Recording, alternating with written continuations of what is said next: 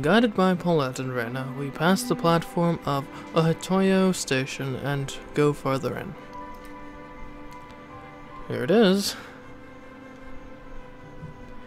It's quite a large engine shed. I'm sure 8620 and the passenger cars can be easily stored here. Hachuko's voice is placid, but it appears as if she's implying that she still cannot feel the presence of 8620. This place looks secure. The shutter at the entrance is locked and all the windows are boarded up. What's inside? Must be important, I'd imagine. Everyone nods in response to Hibiki's remark, but Hachiroko remains motionless. Anyway, let's go inside. I take out the key and hold it in my hand.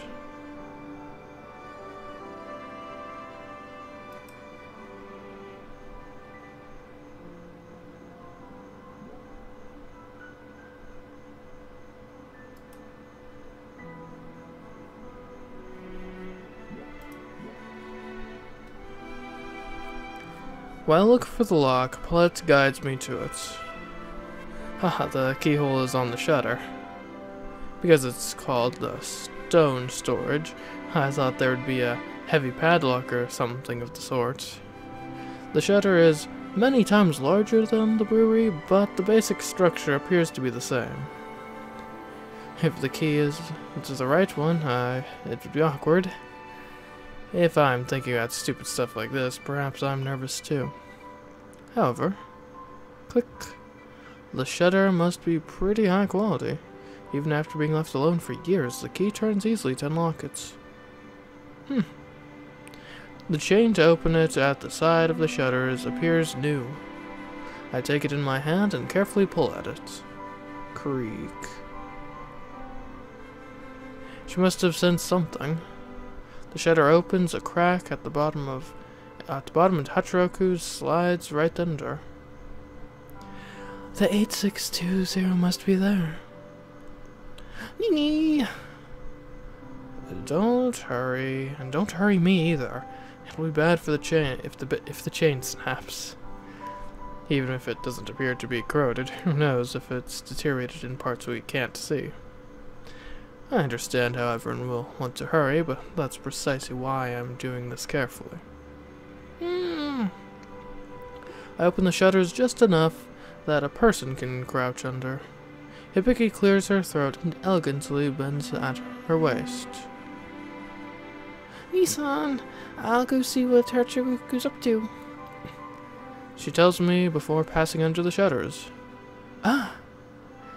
In exaltation filled with envy.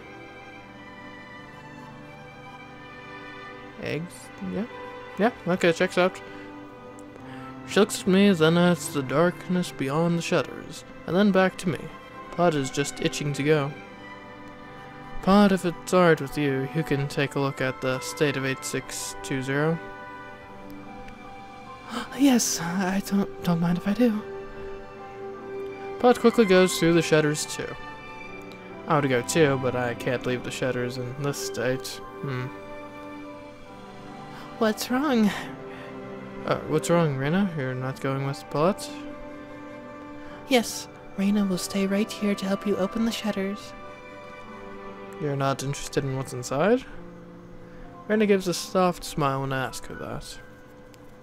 So Tetsu-san, if you're alone, you'd get bored. That doesn't really answer my question, but I suppose it's still a valid answer. Then wait for me just a little longer. Okay, Rena will be waiting. Creak, creak, rumble, rumble. The chains creak as the shutters roll upward. Rena doesn't say anything, but it feels reassuring just to have someone watching. Click. Good. I feel something lock in place. The shutters have been lifted completely. Let's go. Okay.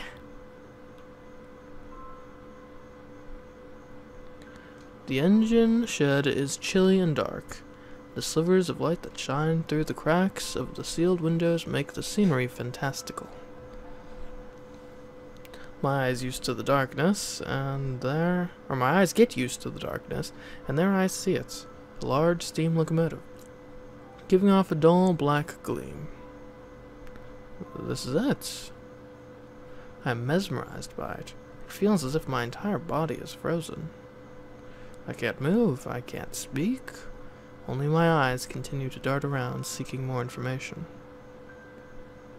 So, Tetsu-san, everyone is acting weird. Her voice releases me from the spell. I shake my confused head and gather my breath. What do you mean by that? They're just weird, look. I saw nothing. I heard nothing.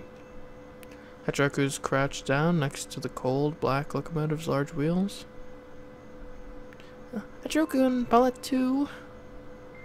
Paulette is standing up straight and staring at the locomotive wheel, while motionless. Hibiki tries to get the two to come to their senses. This is... I can't even tell if my voice is shaking or just raspy. I can see it, but I can't process the information. There's a part of my mind that's refusing to accept it. Is it broken? I have to ask. Hachiroku's memory loss, being bought by Taito-san and then abandoned. There is a common cause to it. Okay, let's take a look. Reina trots over. She appears completely serene as she goes. Looking at it will be calming. It makes me realize that my daily life and this locomotive are connected. So Tetsu-san, this one is the 8620. It's the top number. Hachiroku-san's locomotive. Reina circles around and tells everyone one by one. And it appears to be completely broken. I don't think it can run on its own. Running is... Hachiroku speaks up. She says it in a way I've never heard before, in a voice where all of her pride has been stripped away. The driving wheel is warped, but why was it towed all the way here? Hachiroku's sorrow moves my gaze toward her. I finally grasp the meaning of what is before me. This is terrible. Passenger car accident, railway accident. The words spin around in my head. The smell of blood, the twisting of metal. I vividly feel it all on a visceral level. This was brought all the way here to Hatoyoi? If it had not been at the end of the track closure era, no one would have allowed it. Even the tracks. No wonder it is damaged. Yes. The wheel? No, it's Hachiroku called the driving wheel. It's completely bent out of proportion. There's no way it can turn like this. Pulling at something that doesn't turn will simply make it drag. There are many damaged places. The right side of the locomotive has large dents and scratches. I hear Reina's voice from the other side of the train. Hachiroku jumps and then stops moving. Her whole body begins to shake violently. The damage has gone to the flange, I'm sure of it. Oh, no. This locomotive derailed and turned on its side. No! Eh? Hachiroku, calm down. It's my fault. It's my fault. It's my... It was an accident. It's no one's fault. I embrace her tightly and throw those words at her. But my 8620... The blood that oozed from the scars of the accident turns into words. Just because you regret it won't bring 8620 back. Hachiroku goes silent, but her body continues to shake and tears continue to stream. No matter the accident, damage caused doesn't change. The words I express to Hachiroku seep deep into my own heart. These are the same words I told myself time and time again to pretend that I had coped with it. If there is a legal responsibility for it, one will take it. If there isn't, then your only duty is to recover from it. Recover? She carefully considers each and every sound uttered. It's as if she can't understand the meaning of the words if she doesn't. But 8620 so... Are you just going to give up? That's something I've asked myself many times, and I threw those same words at Hachiroku's tiny body. If you want to give up, I won't stop you. I'll follow your wishes and kill 8620. No! Don't! You cannot do that! If you aren't going to give up, then there's only one thing to do. No matter how damaged it's become, I declare that and wait for Hachiroku's response. Completely despondent, Hachiroku shakes her head in small movements before pushing out a few words. Yes, I agree. It is exactly as you said, Sotetsu-sama. Beyond the veil of tears, a gleam of hope hangs in Hachiroku's eyes. Her arms dangling in powerless regrets, clench with conviction. Then Hachiroku, I ask you once more. Do you intend to save 8620? Or do you intend to forsake it? I will save it, no matter what. I see. How much money will it cost? How much labor will it take? There are countless excuses that could be used to give up. But if you don't give up, there's only one path to take. This is the very first step to saving 8620. I step back from Hachiroku, still crouched down. Without my saying anything, Hibiki follows suit. I won't help you up. Hachiroku, stand up with your own 2 feet. Yes, Sotetsu-sama. Hachiroku's knees are still shaking. The tears continue to flow. She tries to stand up, but falls again. Hachiroku lands on the ground with her face. I hear her grit her teeth. Hibiki stands her ground. She holds back her desire to help Hachiroku. She believes in Hachiroku, and me. I'm sorry for showing this side of... She trips again. Her shaking knees refuse to keep her upright. She falls and tries to stand up again each time. Finally, Hachiroku stands up with both hands on her knees. With awkward movements, Hachiroku walks towards me in that position. Her usual elegant form is nowhere to be seen. Hachiroku, without taking a rest, continues to walk in that pitiful form. Thank you for waiting, Sotetsu-sama. Not at all. Just quicker than I thought. Oh my. Hachiroku smiles. Her body still shakes, and the tears are still flowing. It was a quicker and much better walk than I had anticipated.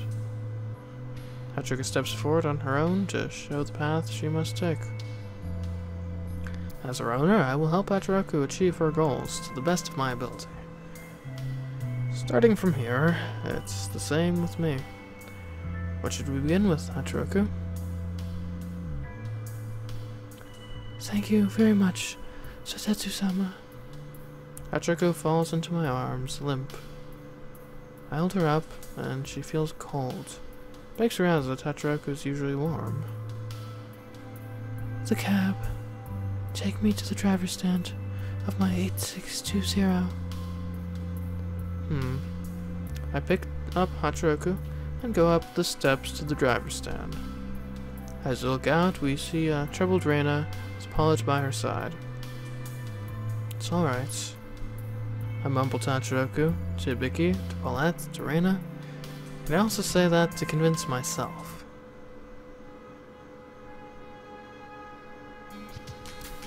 Alright, Hachiroku, you're in. This is the first time I've entered the steam engine 8620 to the driver's stand. And on the ground is a girl lying there motionless. I'm so relieved. It's me. My maintenance body. So this is it. Relief and understanding, those two things gradually seep into my mind. I put Hachiroku's operation body on the floor, and she quietly walks to her motionless alternate body. I'm going to exchange tablets. I ask that you do not fear what you'll see. Alright. A relieved smile is returned to me. Hachiroku kneels in a praying position and takes out a large disc from under her clothes. Is that the tablet Hachiroku mentioned that she's exchanging it? Hachiroku's hands continue moving fluidly. She opens up the clothes of her maintenance body and pulls out something resembling a necklace. Click. I hear a noise. At the same time, the operation body of Hachiroku crumples to the ground as if she lost power. Hachiroku? I ask that you not fear what you see. Is that you, Hachiroku? Yes, it is I, Sotetsu-sama. The girl answers me. The maintenance body of Hachiroku picks up the operation body of herself and points at the black bag on top of what appears to be the engineer's seat. Sotetsu-sama, take this. It is called a crew bag. Alright. Black leather, it weighs heavy on my hand. Some crew bags allow the operation body to fit inside. Oh. I open the bag and Hachiroku hands her operation body to me, and into the bag it goes. I see it fits perfectly. The crew bag is like my bed and home. I'd appreciate it very much if you kept it on your person at all times. Alright, I'll be sure to do that. Compared to the weighty feel of the crew bag, her operation body is light. Feeling that in my hand, a certain doubt rises in my mind. Is the tablet your soul? She pulled out her soul and inserted it into another body. I simply stated what I observed, but Hachiroku quietly shakes her head. I have no soul. We rail lords are things. Oh, well, I suppose so, but... If you were to compare us to the human body, the tablet is likened to the brain. The brain. They move it to the appropriate body, either for operation or maintenance. They can switch out the brain at will. It's true that only things can do that. Sotetsu-sama, is something bothering you? No, not at all. There's no point in fixating on useless matters. How's Hachiroku? You're very calm about it, Hachiroku. That's because this body is completely dry. Right. That's why she can't produce tears. As if to prove that, even after switching bodies, she still appears to be shaking. Do you need some water and coal? No, I have the proper emergency energy. If you can wind the railroad clock, that would be enough. Even the steam exhaust will interfere with the work. Hachiroku stands up quickly. She points and checks each part inside the cab and then descends on her own 2 feet.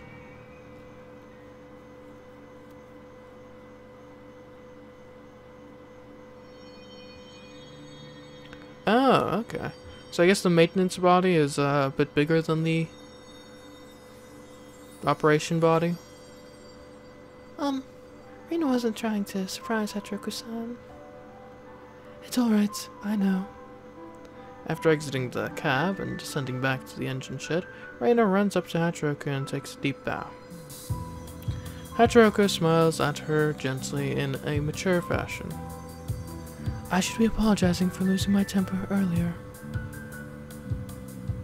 No, Reina is okay. It's the same with me. I'm fine, see? We just made up. Yep. They give each other a firm handshake. As if she just realized it, Reina lets out a surprised sigh. Hachiroku-san, you're in your maintenance body. It's wonderful. It's very, very beautiful. She gives a gasping sigh. Reina finally lets go of the handshake and claps her hands cheerfully. Reina should have come in the maintenance body so I can help with Hachiroku-san. Oh. Reina, if you'd like, can I ask you to do that starting tomorrow? Tomorrow? It's okay with Reina. I see, then please do that. After stating that, Hachiroku exhales a long sigh in a way that Reina can't hear. I knew it. It's like that Hachiroku right now is... Even the cold evaluation of the facts of the past hurt her deeply. Come, Reina, let's go back to our work. Okay. If there's anything I can help you with, please let me know. I feel relieved at the can part. But understands Hachiroku's state. She let us know that she is willing to wait. That's great. When the time comes, we will all be extremely busy. Perhaps. She turns to me, then to Hachiroku and to Hibiki. She bows slightly before taking Reina with her as she exits the engine shed. Nissan, what should I do? Shall I bring Hachiroku some coal and water? I'm sincerely surprised by Hibiki's words. I knew that she was smart and perceptive, but I had not expected her to be so mature and therefore considerate. Yeah. Hachiroku, how long will it take to find out everything that needs to be repaired? For a general list, I believe I can prepare something before midnight. Alright, then 7 o'clock. With that much time, hopefully Hachiroku will have calmed down a bit. When it turns 7, bring Hachiroku some coal and water. And then... I understand. I'll bring you dinner and your change of clothes here. Thank you. My heartfelt words are received with a bright smile. Hibiki then turns around and walks out of the engine shed with long strides. Hachiroku, direct me. I'd end this by 11 o'clock. It may get a little busy. We're both here. If we concentrate, we can complete it. Yes, Sotetsu-sama. I will do my best to meet your expectations. This is how it should be. If I set a difficult deadline, she can concentrate fully on what is in front of her. Even if I had nothing to do with Hachiroku's accident, seeing the scars of it makes me nauseous. Being the one vested, Hachiroku must feel the most emotional pain right now. Now let's do this. Yes, Sotetsu-sama. I'll draw out the orthographic projection.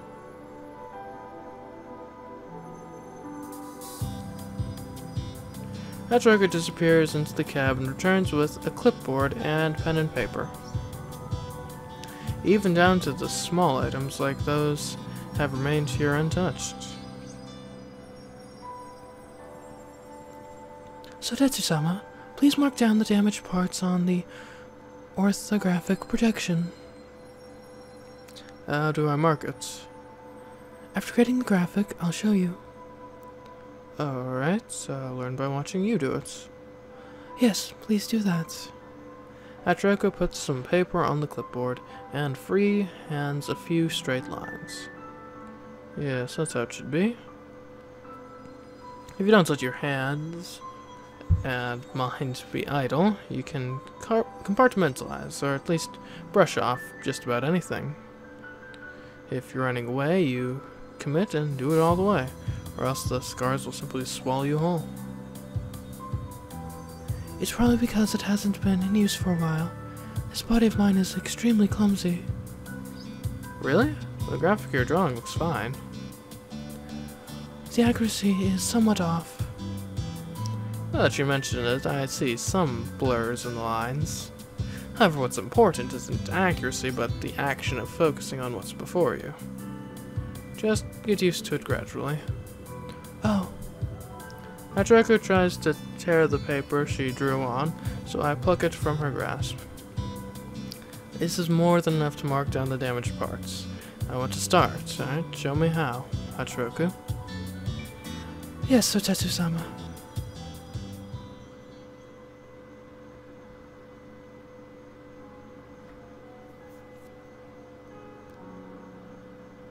I got caught and I'm all covered in soot. Sorry, but thanks. Nini, you owe me big time for this. Smack. Hibiki, that's bad manners. She runs around knowing full well it's bad manners. Nini and Hachiroku, both of your faces are dark and would be even after you take a bath. Sotetsu-sama, I shall take pay for half the debts. Of course, Nini will take care of his own part. Hachiroku, you were responsible for yourself since the beginning. Oh my. Hachiroku forces a smile, but there's no happiness in it. It feels like I'm looking at the Nini of the past. I hate how I'm dragged with them. Hachiroku, you're washing my back. As for Nini, what should I have you do? If I'm washing your back, how about having Sotetsu-sama wash your fronts? Sure, if that's what you want, Hibiki. Of course that's not what I want. No way, not ever. Smack. Whoa. If they were just teasing, I could brush it aside, but Nii-san and Hachiroku are both completely serious. It seems that he's not even a little interested in things of that sort.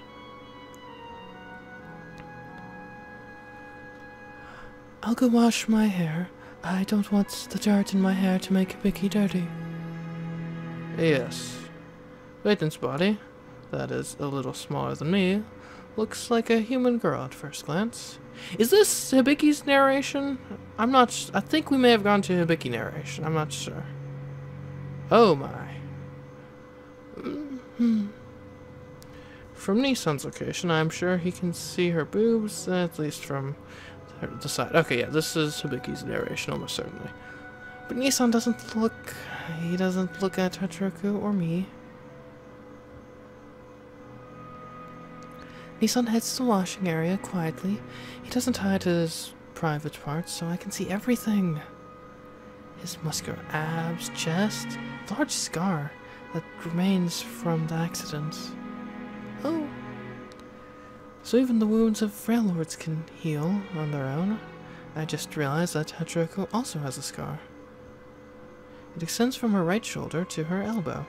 It's almost identical to the damage of the 8620 steam engine. No way. That can't be... I felt a shiver when the images coincided.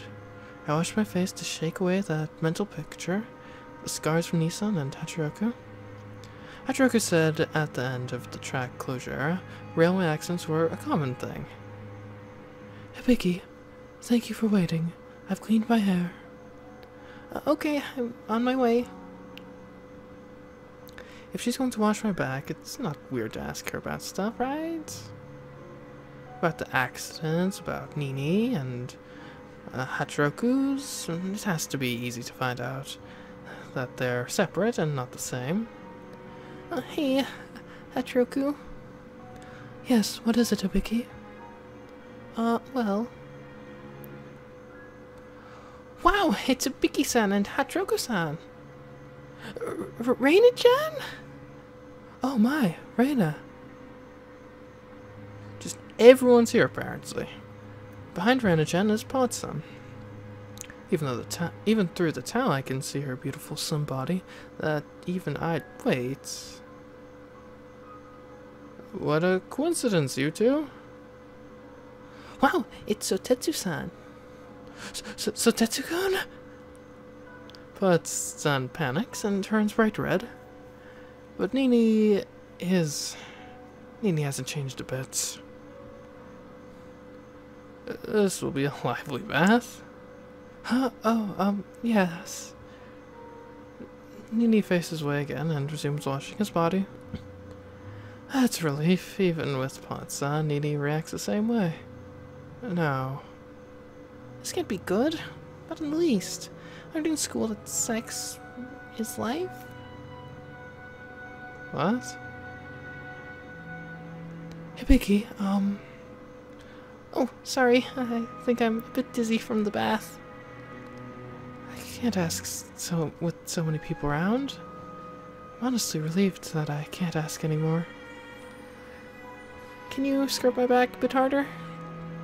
Sure, as you wish.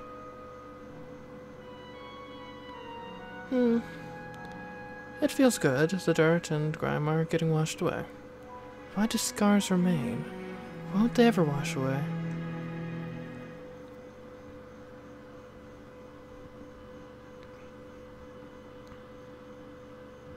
Okay.